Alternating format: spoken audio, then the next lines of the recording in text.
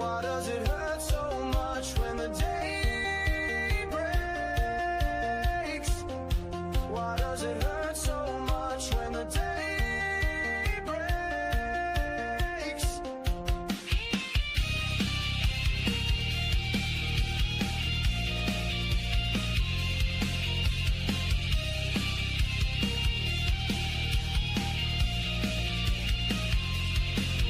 It's the Cornbread Man Morning Show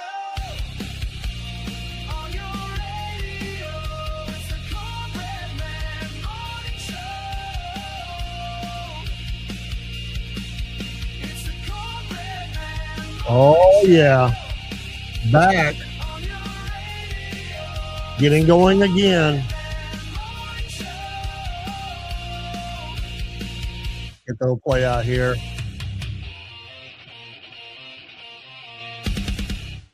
Oh, yeah. I got to get the whole song in. I know that people say you should only play 15 seconds, 20 seconds. I like to play a little more. It gives people time to get in. You know, you may be grabbing coffee or something like that. It's Monday, August the 24th. We got about a week left in the month and into September, and hopefully some cooler days for us. Hope you had a good weekend, had a good day at church, had a good morning broadcast with the boys. We had a little bit of technical issues on that morning. One of them was mine. The technical issue was me. And then, but we overcame it. Just a lot going on in the studio, but live for the Cornbread Man and Biscuit Morning Show, the first lot.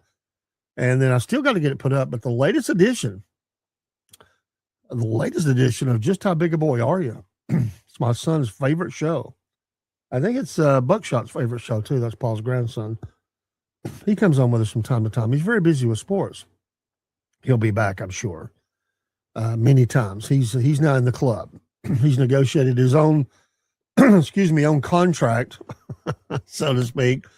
And fantastic young man, just a wonderful family, and appreciate their friendship so very much. But hey, let's talk about a few things this morning. Let's look at birthdays first of all.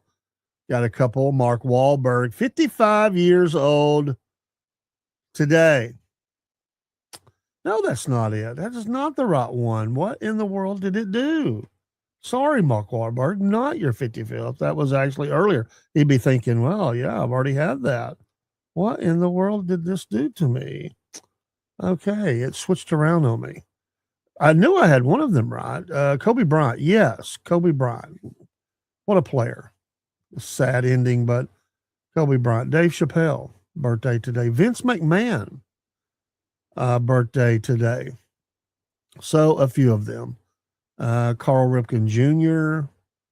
and Reggie Jackson. Boy, I used to love to watch Reggie Jackson play. I really did. I just loved watching Reggie Jackson play. He was never on teams that I liked, but what a great player. I really did enjoy watching him play. Now you got the cars and all that.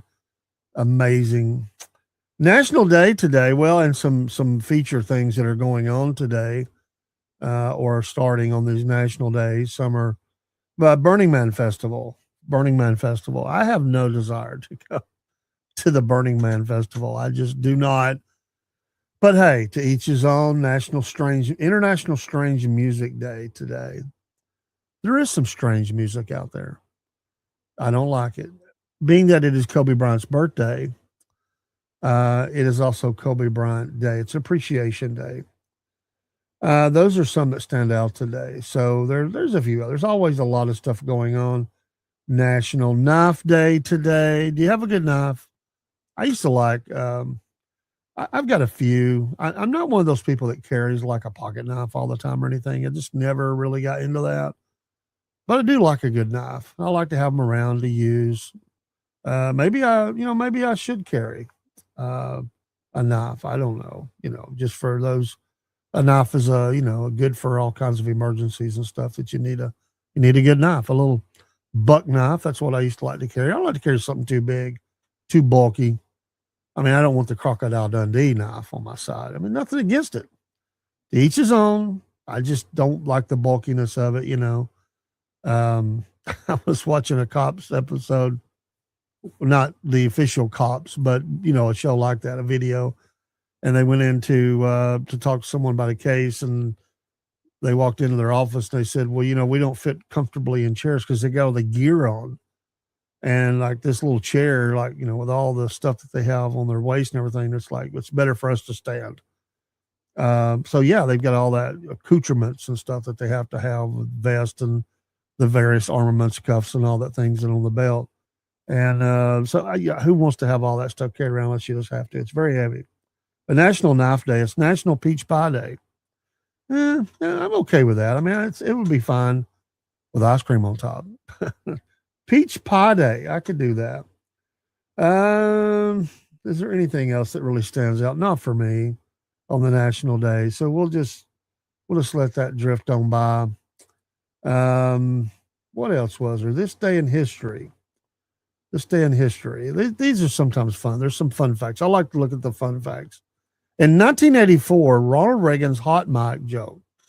During a sound check, U.S. President Ronald Reagan joked that he had signed legislation that would outlaw Russia forever and that bombing would begin in 5 minutes. Remember that? I'm alive to remember that for sure. So, yeah, those hot mics, Barack Obama on the hot mic, different ones. In 1885, the first electric streetcar commercially operated in Baltimore, the first electric streetcar. In 1960, the first object returned from space. Discoverer 13 launched and successfully returned the first object from orbit. Unless you're one of those that doesn't believe we did anything in space, then you don't believe that happened.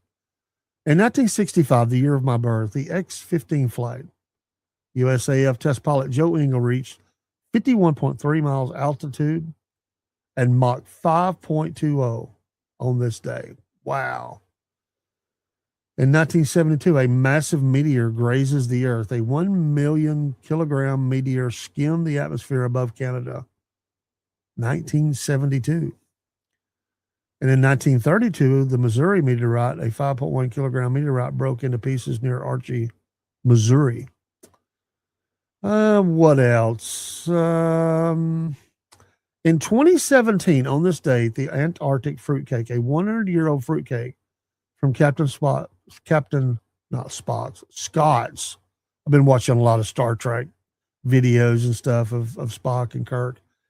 Captain Scott's expedition was found almost eatable. Almost. The survivability of a fruitcake. 100 years old. To me, not almost. It's not even close. I'm not eating something 100 years old. I'm not doing it. I'm just not doing it.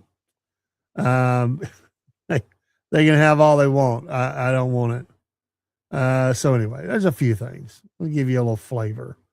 Nothing major. In the news today, and let me get back over here, the Iranians, the parliamentary speaker on Sunday said that if we're hungry, we cannot survive. To back up your military, you got to be able to eat, you got to be able to pay people, you got to have economics. It's starting to hit them pretty hard right now. He said, quote, "If its people go hungry, no matter how strong our military power becomes, if we are hungry, we will not be able to endure."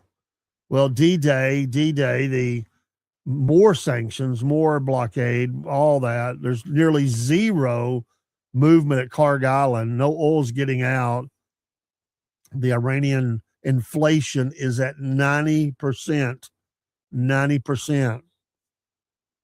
You messed around and you found out. You do not, and you will not survive this as long as we stay the course. In the meantime, the Iranians always want to talk tough for talking about taking out Baron Trump. And there are claims that there's been a $10 million bounty put on his head. That follows recent reports in July that they were announcing movements of Melania and other members of the family and putting out the vulnerabilities of being able to reach them. Normally we would say it's not a possibility. But we've seen the recent breakdowns in Secret Service protection for the president himself. I think you'll better take this seriously because we know not what Iranian terror cells could be operating in this country. So the Secret Service is looking into all these claims. You know, it may just be them in their mouth. Who knows? But you have to take it serious, right? I mean, we certainly should do that. Barrasso praises Trump's economic D-Day plan against Iran. Senate Majority Whip John Barrasso said on Sunday, as the Trump administration prepares to intensify financial pressure on Tehran in an attempt to force an end to the war and secure concessions of the country's nuclear program, the Wyoming Republican told Fox News, quote, Sunday morning features that Iran's economy is in shambles and they're still dangerous. So the president's right to focus on it, and now he's going even further economically. Barrasso said the expanded pressure campaign would force the Iranian regime to back down, reopen the Strait of Hormuz to commercial traffic, and agreed to abandon efforts to obtain a nuclear weapon. Iran's effective closure of the strait has disrupted a critical global energy corridor, as we know, through which roughly 1/5 of the world's oil shipments normally pass. I think that will change. I don't think it'll be 1/5 anymore. I think they're finding other ways. The strait will begin. It will always have traffic, but I think that on this end, I think they're going to find another way to do that because, you just can't have that. You can't have that go on. And you'll just find other outlets. Business will find a way.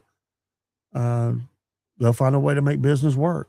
And so there are other pipelines that are being built or finished up. There are other ways that they're moving their oil and energy and other products and goods and services and all that through other outlets, and they'll begin to take on less. The strait will be less important. But Iran has angered their neighbors. The UAE now is not going to do business with them because of the attacks they did on their country because they were working with the United States. And so they've angered their neighbors. And of course, they still got China and Russia and probably a couple of others in their camp, but the blockade is working. There was, and we'll try to look that up in a second, but there was an increase in the number of wounded that were mentioned from the war. So there has been a cost to the United States for sure, financial as well as soldier-wise, the human part. And we need to continue to pray for those families. Let's look at our scripture today, scripture of the day. I love these inspirational messages. Matthew 12:30, he that is not with me is against me, and he that gathereth not with me scattereth abroad. Matthew 12:30 from your King James Version Bible. God bless and praise the Lord. Amen this morning. Hope you made it to church yesterday. Don't forget this show is brought to you by Wolf Nation Coffee, and I guess I should change the widget. We have the Substack up there, and don't forget, Substack is where we put everything that before mentioned. Just How Big a Boy Are You? My son's favorite show. He loves that show. He's either here listening live or he tunes in. He's a forever member of Substack, and he loves that. He comments as he's watching the show, and he just loves it. And he also loves that Wolf Nation Coffee. There in the green on the screen is the QR code. Go there and get you some of that. We have at least 4 blends in the studio right now. We're going to be having more. You're going to be seeing more about our store, which will have some of our mugs and things. You see the nice mug, good Georgia colors there with the Wolf Nation Network banner logo. We also have the ones with just the wolf's head, like the one behind me outlined in red. We've got tablets. We've got all kinds of things coming. Shirts are on the way. Those are always available online, but we're going to have them in the studio too. We can ship from here. You can buy them locally from here. The Wolf Nation coffee sign is in the front yard. This will be a place that you can pick that up. It is great coffee. There you go. A hot cup this morning. Nothing like a good cup of coffee. And with Wolf Nation Coffee, you're going to get 40 blends, 40 plus blends, including teas. We have a tea in the. I need to get some of that out and drink it one morning on the morning show, but I love it. So absolutely, don't forget your Wolf Nation coffee. Don't forget that we're on Roku now. Go to Roku.com and download that Wolf Nation Network app. You can't miss it. It's easy to find. And if your device is not Roku, there is a way to download the app and do that. You don't get as many features, but you can still catch us. But Roku is on most devices nowadays. But trust me, it's easy. And if you need help with that, just let us know. We've researched all that as well because we want to be able to show people how to find us. Roku. So eventually Roku will be subs as well. Right now it's free. So just how big a boy are you goes to Roku when we do film that. Sometimes we go live and we just have it restricted after a few minutes to the rest of the channels, but that's part of what goes behind the paywall. And there's 2 or 3 other things that we're doing there as well now for that. So anyway, the Iranians are complaining, and as always, and it's it's getting serious over there. They can't pay their soldiers. Food is getting short. Now they're saying they're coming after the president's son. That's not going to play well for them. Oil fell more than $1 per barrel on news of this on this Monday. So investors took profits ahead of an expected announcement from Washington about imposing more sanctions. The Brent crude futures fell $1.22 or $1.29% or 1.29%, excuse me, to $93.17 a barrel. The U.S. West Texas Intermediate crude was at $85.86 a barrel, down $1.20 or 1.38%. So we do see it going down a little bit. And I saw it at the pump. You can see the prices change from what I paid on Friday to what I paid on Sunday. I was putting gas in another vehicle, and you could see those go down. So the energy, and that'll help. That helps all across the board. And so hopefully we can see that get cheaper, and really hope so.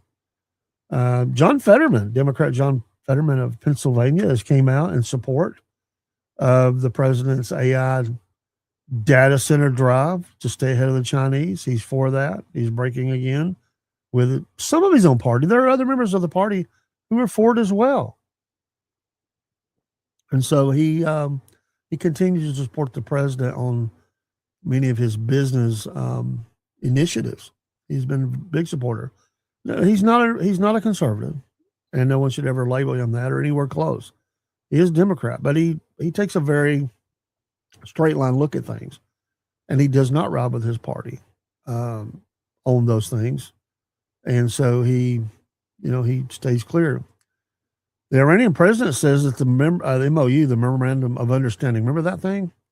It's the best path. I think that memorandum is over. I think it's shredded. I don't think there's going to be any more memorandum. I think it's going to be full surrender to whatever we want by the time this thing gets, but it'll get ugly over there. It will get ugly. But he said that's the pathway out. You had your chance at that pathway.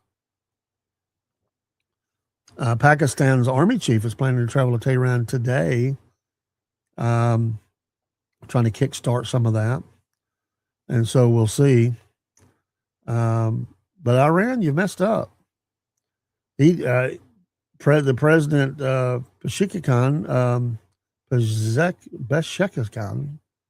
sure, I butchered that. Mouth not working this morning, but defended a recent memorandum of understanding as the best way for the country to move beyond what he described as a situation of neither war nor peace. There is not a single provision in this agreement that amounts to capitulation, excuse me. He said in a speech, the Supreme Leader sets the policies. We will follow that path. Well, your path is not working too good, my friend. So we'll see what happens there. Hey, is Scott Jennings going to be the new White House press secretary? He says he downplayed it, but apparently the president says he's a good guy, and he's been supportive of the president and his policies, even as he does work with CNN to be that other voice, that other side.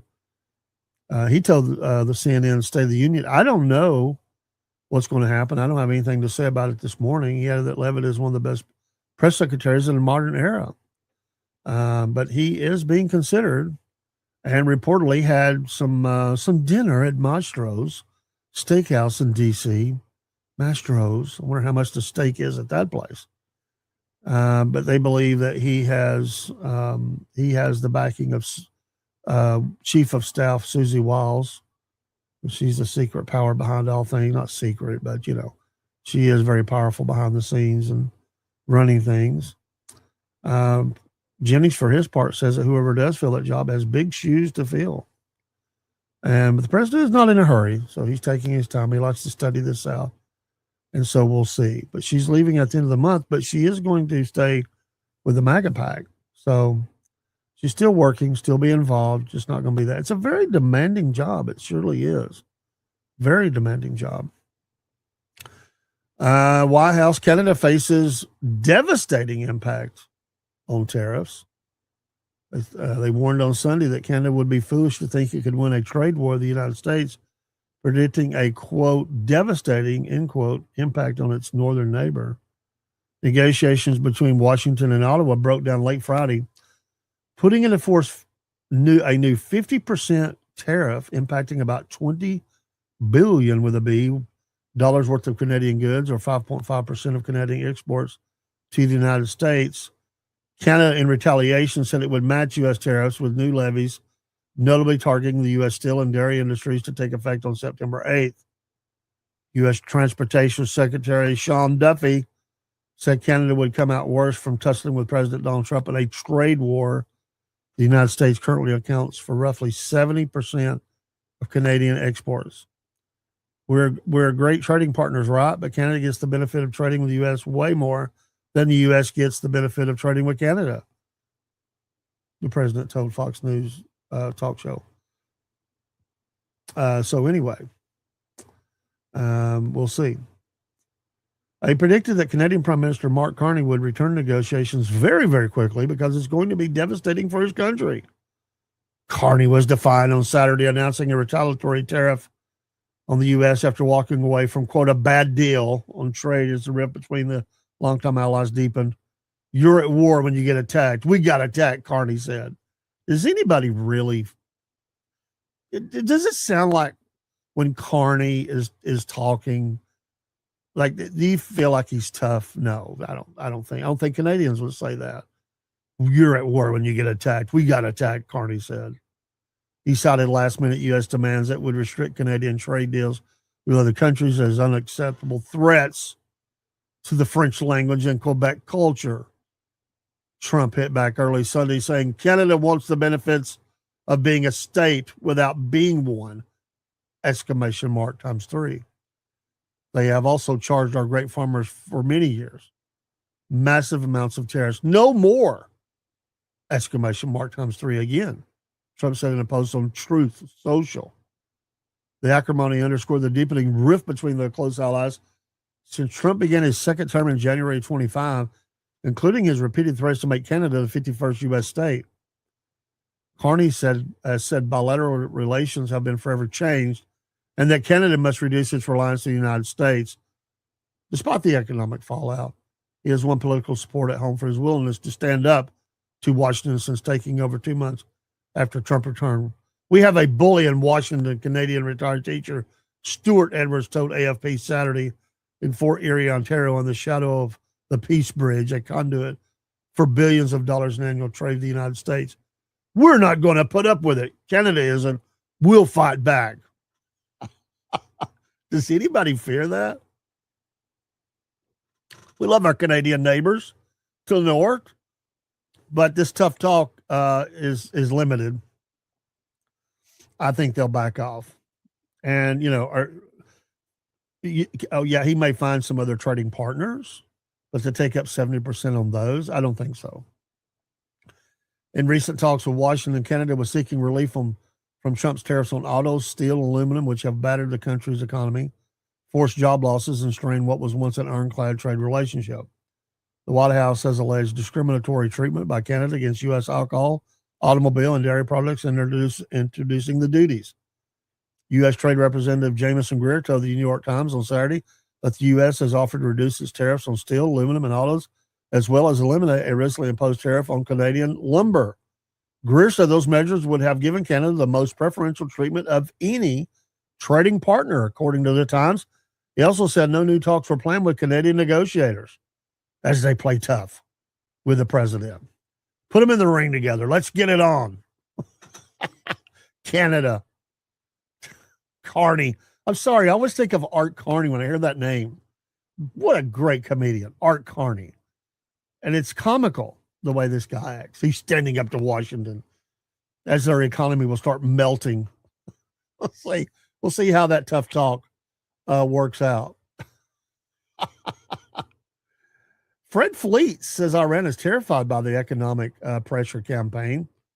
He's a former Trump administration national security official. He told Newsmax on Sunday that Iran's claim of victory in its conflict with the United States amounts to bluster and empty threats as Tehran faces mounting economic pressure. That's all the Iranian regime has left is bluster. I like that word, bluster and empty threats. Sound like a start of a good country song. Fleets, who served as the chief of staff of the National Security Council during President Donald Trump's first administration, told Wake Up America Weekend. So they do like to bloviate a lot. As I said, you got Tehran Tom. It's like that's a mythical figure that I've made up. Tehran Tom. It's like Baghdad Bob. And when I hear these people say these things, that's what it reminds me of. So we'll see. Oh my goodness. Anything else? Well, big in the news today was the former deputy who shot and killed. If you saw that video, Sonia Massey, he died in prison. He had cancer. And it had spread. They looked for some relief. He was a few months into his 20-year sentence. He was 32 years old. He died of that cancer around noon on Sunday. He had been serving about 6 months of his sentence for second-degree murder.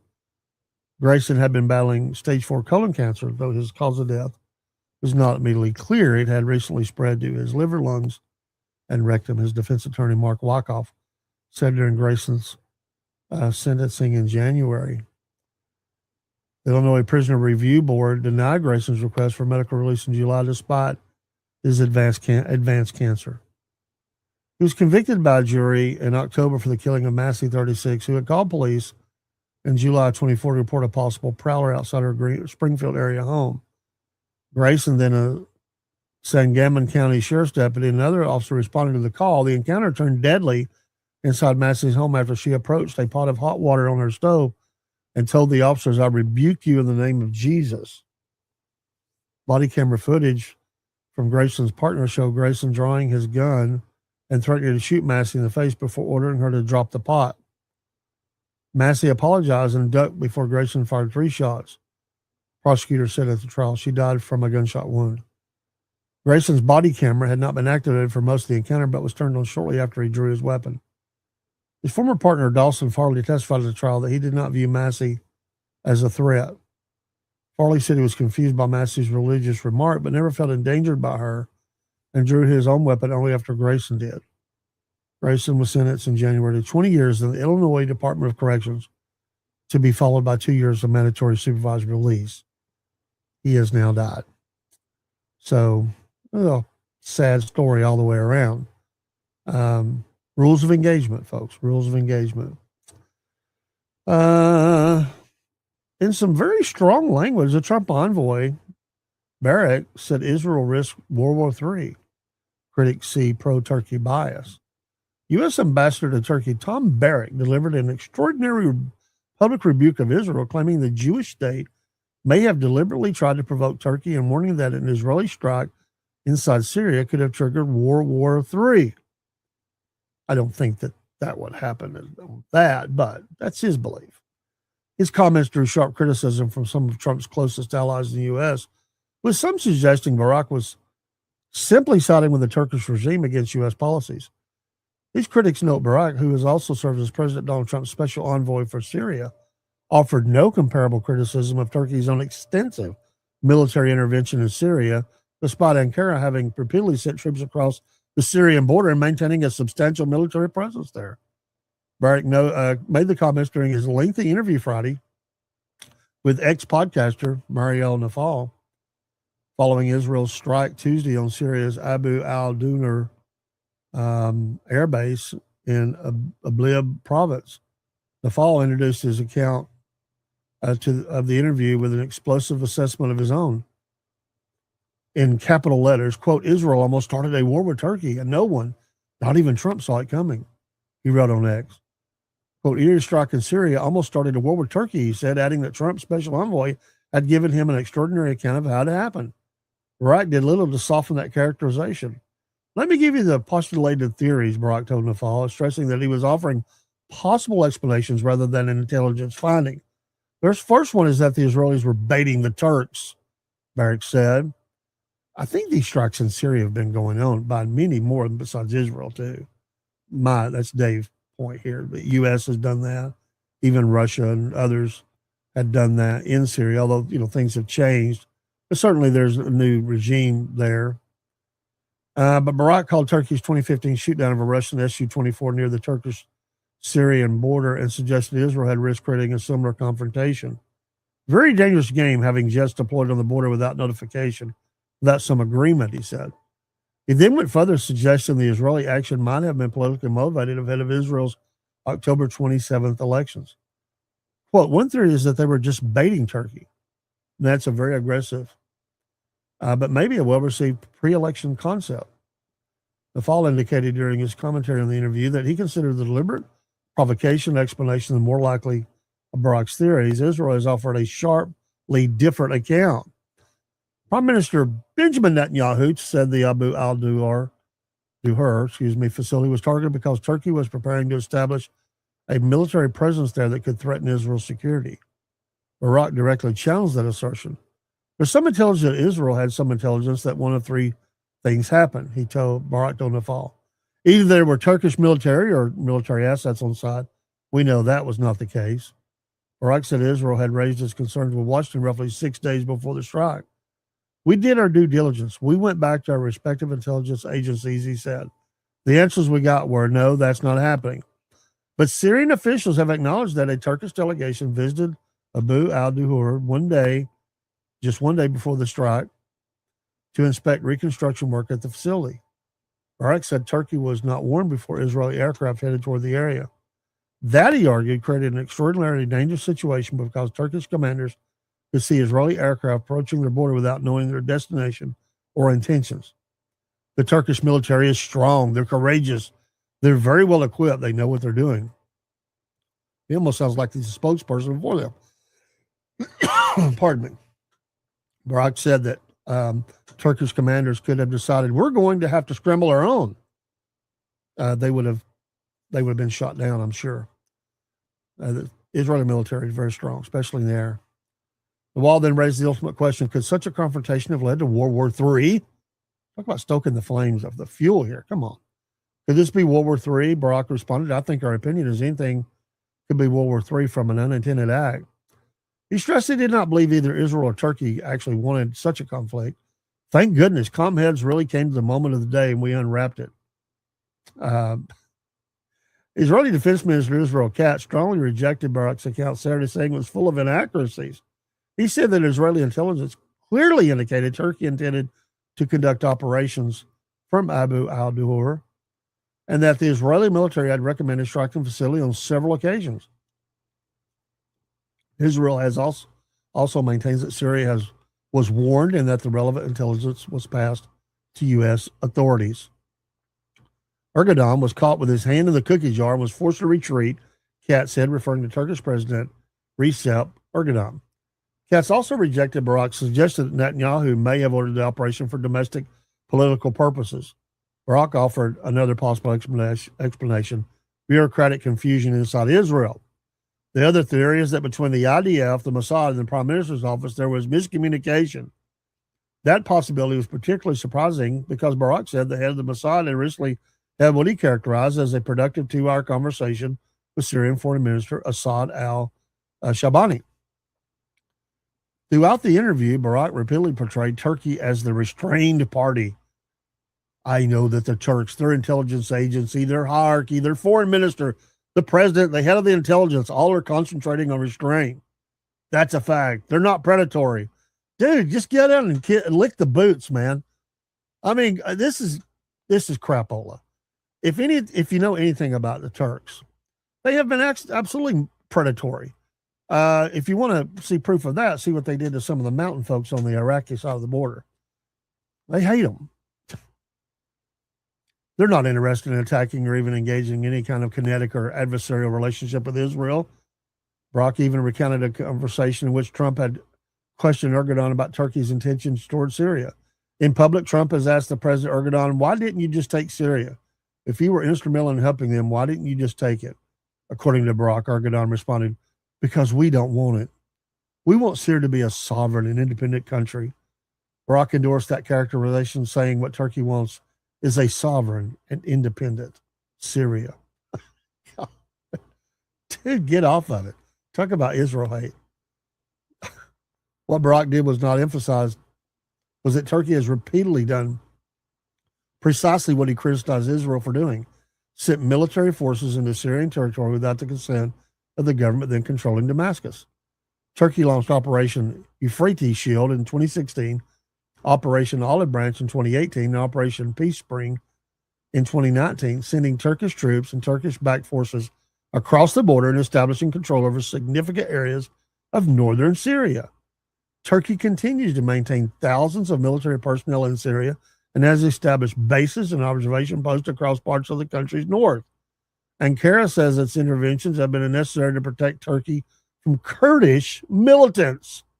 Now, see, it goes after the Kurds. That was one of the points I'm making. He hates the Kurds. He hates them. He's calling them the Kurdish militant. The Kurds are who we always worked with over there, and terrorist organizations to stabilize its southern border. The Syria's former Assad government repeatedly described Turkish presence as an illegal occupation and demanded Ankara withdraw. So it goes on and on. But I mean, come on, dude. I mean, just get down and lick the boots. I mean, really? I mean, do we really need that guy over there? You know? I mean, was he being wined and dined? What are they doing? You know, they give him some truth serum, turkey style. I mean, what in the world is that? I mean, that's crazy, right? Let's talk a little sports. The Atlanta Braves are up by a mere 3 games. 3 games over the Phillies. They did win on Sunday after suffering losses. They are 3-7 over their last 10. They won 4-2, and they needed it. The Phillies won their 9th game in a row. They're 9-1 over their last 10, and it has cut that lead down to 3. The Braves are off today. They will take on the Dodgers Tuesday night in Atlanta, GA. Big series. This could see this division lead swing to the Phillies, which hasn't happened in a long time this season. The Braves better get it done. By the way, they are up 3 on the Phillies. The Brewers, who they beat, are still up by 6 on the Cubbies. They're 7-3 over their last 10, being the Brewers. The Dodgers have won 6 in a row. They're 7-3 as they come into Atlanta after a couple of 3 rough weeks. They didn't play their best. They're now on the march. They have 80 wins on the season. They're up by 9 on the Padres. The Brewers have 81. The Braves have now slipped back on this. They got 76 wins. In the AL, the Rays are up by 3 themselves on the Yankees. And the Rays have struggled over the last 10, 3-7 like the Braves. The Yankees, 6-4 over the last 10. And those pesky Boston Red Sox are only 6 behind now. The White Sox are up by 3.5 on Cleveland and 5.5 on Minnesota. Detroit is lurking at 7 behind. And the Stros are tied with the Rangers. The Texas Rangers, the Seattle Mariners, are 3 games back. They're slightly better over the last 10. The Mariners are 6-4, with the Rangers being 5-5 and the Astros 4-6. This is wide open. Scheduled today on Monday. St. Louis is at Philadelphia. Sunday. Monday. Let me flip that around. Sorry. Philadelphia is going to Seattle for a big matchup on the West Coast. Boston is at Miami. Tampa Bay at Detroit, Colorado at Washington, Texas at Chicago, Cleveland at Los Angeles Angels, Chicago at Arizona, Minnesota at the A's. We mentioned Philly, Seattle, Pittsburgh at San Diego, Cincinnati at San Francisco. And again, as we said, Los Angeles Dodgers come into Atlanta, 7:15, first pitch. Tyler Glasnow versus Bryce Elder. Big game. Well, let's go to a little bit of NFL. We do have some preseason football that's been going on. And let's look at the scores yesterday and some interest over the weekend. Some interesting things. The Raiders beat the Texans 22-20. Mendoza throws a pick six. He has found the NFL is not college. He's struggling. At this point, he is still the starter. But I'm going to tell you what, he's got a lot to learn. He's thrown off his back foot. He fell into coverage. He is not started well at all. So anyway, got another game to figure it out. The 49ers put it all over the Chargers, 41-17. Cowing returns a punt for a TD. Jacob Cowing, that is. And so he had an electric play there. How about those Jets? Geno Smith is actually playing well now. They beat the Steelers 17-0. And the left ankle for Geno appears to be fine. There was some concern about that ankle. The Panthers over the Jaguars, 34-17. Bryce Young went 5 for 6 as they just warm up for the season and get going. They know what they have in him. The Packers, 33 over 13 over the Broncos, but Bo Nix did have a 21-yard touchdown pass to R.J. Harvey. So both these teams are good teams. It's the preseason. No big deal there. The Lions edged the Commanders 17-13. The Bills all over the Browns 31-7. Those poor, pitiful Cleveland Browns. How about this? The Falcons 34-6 over the Colts after a very bad start and not knowing exactly who their quarterback's going to be. But how about this? How about the undrafted rookie Jack Strand, number 18, 6'5", 240 pounds. This young man was 12 for 17, 212 yards, a touchdown through the air and on the ground with another 22 yards. That touchdown run was 16 yards. He's caught the fans' attention. They're excited about him. Cooper Rush went 10 for 11 for 86 yards. They said, don't give us Penix. Don't give us Tua. Don't give us Cooper Rush. We want Jack Strand. Jack Strand, Division II school. Could this be the answer of the Falcons? Who's to say? How about former Georgia Bulldog Cash Jones? He had 7 carries for 41 yards, 4 receptions for 62 yards, and a touchdown on 4 targets. And that was a 22-yard catch. He was always a good receiver and a decent runner at Georgia. I think he's found a place that he can play well. Of course, we know Bijan is the man there, but Cash Jones, never really the starter at Georgia, but he always contributed every time he was on the field. So we'll see. Jack Strand liked him. 4 for 62 and a touchdown of 22. And they gave him the ball 7 times. He got 41 yards. Nathan Carter has 17 carries for 42 yards. He did have a touchdown, though. And Tyler Goodson was 6 carries for 59 yards and a touchdown as well. And then Jack Strand, 9 carries, 22 yards. And again, that 16-yard run for touchdowns. Very fun to see. I like it. So we'll see. Can the Falcons? No, they won't. me and Dean, Sir Chaser, will talk about it on the next SFP Sports. The Ravens beat the Vikings 13-3. Both these teams should be good. The Saints, they're 0-2 in the preseason. They just got beat by the Rams 34-0. I want to say also in this game, Stetson Bennett, the 4th, the mailman, remember him? Georgia Bulldog, 2-time national champion. He was 19 out of 31, 181 yards. He also added 9 yards on the ground and 2 touchdowns. Some have said maybe the Falcons get him to put on the roster as well. Hey, I'll take it, man. A good, exciting run, good throwing. So we'll see. On the New Orleans side, Spencer Rattler, remember him? He was 14 to 23 for 141 yards, but he did throw a pick. Zach Wilson, who was trying to rescue his career, was 6 out of 12 for 55 yards. He also threw an interception. This was not a good game for the Saints. They've lost their running back for about a month. They made a trade over the weekend to get one. They have a lot of good pieces on this team. We'll see how they start the season.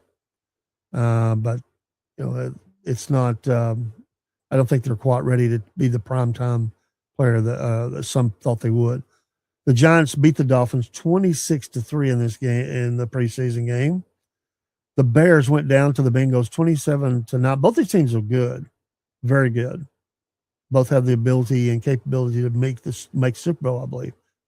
Don't know that either one will, but they have the potential. The Eagles lost 21-24 to the Patriots. Another big matchup. Both these teams are great, and both of these obviously could make it to the Super Bowl. And the Chiefs and Buccaneers. Buccaneers win 16-15. And, we'll see, can the Chiefs make it back? They've been struggling some. Grant Nussmeier for them was 9 for 17, 74 yards. Justin Fields just hasn't worked out for him. He did get to play in this game. He was 9 out of 12 for 64 yards. But he is relegated to third quarterback duty now. At least for this game he was. But the big story in this game, and it's controversial, is this field goal kick that Harrison Butker, now he missed one. He missed one in the game. But he hit a 69-yard field goal in the game. And some are saying the new rules intended to help up scoring, which has not really worked in the NFL, has helped the kickers tremendously. And now kickers are kicking regularly, very long 50-yard field goals in low 60s. This kick would have been good from 72 yards. That's amazing. So we'll see. Also wanted to mention in this game, well, not this game, not this one. Never mind. Had a thought, and that's not what I wanted. And lastly, or no, we got two more I want to mention. The Cardinals lost to the Cowboys 34-13 as the Cowboys get ready for their title run. For Dallas, Joe Milton is third. Great arm. 9 out of 13, 179 yards, 2 touchdowns. Another exciting young quarterback. Sam Howell was 7 out of 10 for 65. So we'll see. But again, it's preseason. So, we'll see where that goes. And a game that I watched last night, I got to watch a good portion of it. The Titans edged the Seahawks 19-16. In this game, Cam Ward, great talent. Again, I had an okay game, not great. There's some question on how good he will be and effective he will be coming in the season. He was 8 out of 12 for 69 yards, no touchdowns. He was already out of the game when I got to watch Mitchell Trubisky. Remember him? Been around a little bit. He was 7 out of 9 for 49 yards. And Hendon Hooker, another former Tennessee quarterback, came in, was 2 for 2 for 35 yards. And Will Levis, there's a lot of quarterbacks on the roster, a lot of young talent on this roster. Will Levis, 4-9, 15 yards. You take all those and put them together, they were 21 out of 32 for 149 yards and no touchdowns, but they did win the game. Drew Lock for the Seattle was 12 out of 14, 103 yards and a touchdown. And another young quarterback, both these are young, Jalen Milroe, came in, was 6 out of 11 for 52 yards, but he threw 2 interceptions. So we'll see. Some interesting matchups going on.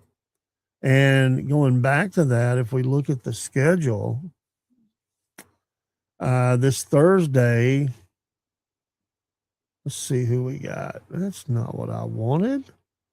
Week 3. Here we go. This Thursday, we got a bunch of matchups: Pittsburgh, Buffalo, New England, Cleveland, San Francisco, Las Vegas, Los Angeles, and Los Angeles. That looks funny. The Chargers and the Rams. On Friday, Washington is at Baltimore. Atlanta is at Miami. Tua goes home. Houston at Carolina. New York at New York. Another funny one. Jets, Giants. They both play in the same stadium, I think, right? I mean, so it'll be Jets colors. Funny. Tampa Bay is at Jacksonville. New Orleans at Dallas. Arizona at Green Bay. Seattle at Kansas City. Cincinnati at Philadelphia. Minnesota at Denver on Saturday. Detroit at Indianapolis. Chicago at Tennessee. And this is going to be when you'll see the starters play a little bit as they kind of get ready. And then the season be coming up pretty quickly. It's not that far away. That first game, Wednesday, September 9th, New England at Seattle. And on Thursday, you have San Francisco at the Rams, 8:35 on Netflix, NBC on the New England game, Netflix on that Thursday game. I'm going to have to make sure I'm keyed up on the Netflix. I want to watch that game. You have to have all these different channels now to watch. Most of them are Fox and CBS on Sunday. And, of course, ESPN Monday Night Football. The first Monday Night Football game is Denver at Kansas City. What a great matchup. That's at Arrowhead. Yes. Can't wait for that. And those Sunday matchups, Tampa Bay at Cincinnati, New Orleans at Detroit, New York at Tennessee, Baltimore at Indianapolis. The Atlanta Falcons are at Pittsburgh Steelers Stadium. Chicago Bears at Carolina, Cleveland at Jacksonville, Buffalo at Houston, Miami at Las Vegas, Green Bay at Minnesota, Washington at Philadelphia, Arizona at Los Angeles. And your Sunday night football game of the week on NBC is Dallas Cowboys at the New York Giants. Awesome. Can't wait for these things to happen. Look forward to that. Love it. The football's back. And we're going to see things key up. You've got college football coming up soon as well. And they're a little bit closer. Week 1, USC is playing San Jose State. That's Saturday, August 29th. Just a few days away, folks. Then on September 3rd, you've got Idaho, Utah, Arkansas, Pine Bluff against Missouri, Miami against Stanford on September 4th, UTEP, Oklahoma. Interesting matchup there. Oklahoma will roll. Friday, September 4th at 8 p.m. Can't wait. In the 5th, you got Texas, Texas State, Ball State, Ohio State, North Texas, Indiana, Tennessee, and Furman. Utah Tech at BYU, Clemson, LSU. That's a good first one, game 1, week 1 matchup. Clemson and LSU. Georgia has Tennessee State, Michigan, Western Michigan, Houston and Oregon State, East Carolina and Alabama, Marshall, Penn State, Oregon and Boise State, Iowa, Northern Illinois, ACU against Texas Tech, and Missouri State against Texas A&M on Sunday. We have some Sunday games: Washington State, Washington, Wisconsin, Notre Dame. Well, that used to be a really great game. It's not so good anymore. Notre Dame will roll. Louisville and Ole Miss on Sunday night at 7:30. And on Monday, Florida State, SMU. Wow. I love it. Football is back. It just seems like it's been so long. I'm so excited about that. So football, baseball playoffs will be coming. NASCAR going into the playoff. Good race yesterday. Blaney getting the win. So we'll get all the lowdown on that on the next SFP Racing Hour, which this week will be Wednesday night. We will try to kick that off around 5 p.m. Sir Chaser in the house. We're going to talk NASCAR. I think we've got an interview on the Dirt Report, and we're going to get SFP Sports in. It's going to be a good long a good long show, and we'll have fun with that. Have a great day. We'll be back tonight, Monday. We'll be back, and we will have something for you tonight. We'll figure out what shows those are going to be, but we'll figure out something. We'll be going live tonight at the Wolf Nation Network. See you then. Take care from the Cornbread Man. Have a great Monday. Don't forget the Wolf Report, 12 noon. Take care. See you.